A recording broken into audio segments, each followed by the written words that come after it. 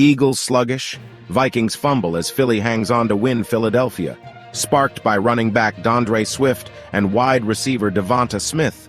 The Philadelphia Eagles came alive in the second half of their Thursday night football matchup against the Minnesota Vikings for a 34-28 win in Week 2.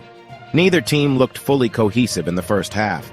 The Eagles' defense came up with stops, and their offense pounded the ground with run plays to dominate overall time of possession, while the Vikings tallied 4 lost fumbles.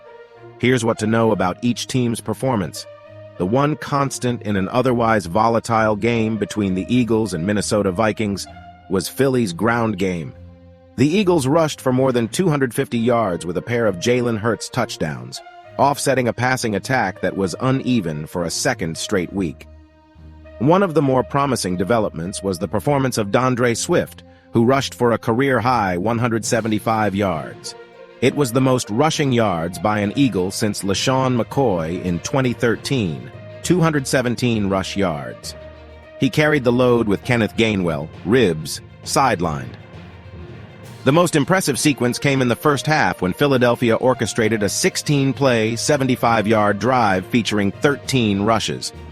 Hurts now has 28 career rushing touchdowns, tied with Cam Newton for the most through a QB's first 50 career games.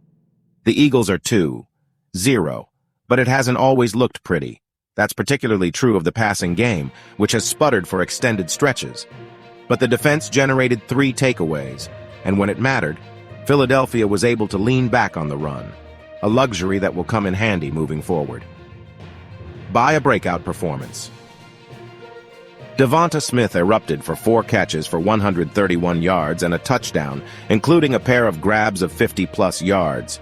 Corner Darius Slay predicted it won't be long until Smith is considered the best receiver in the league. While it's too early to put him in that conversation, all the signs suggest Smith is in store for a career year.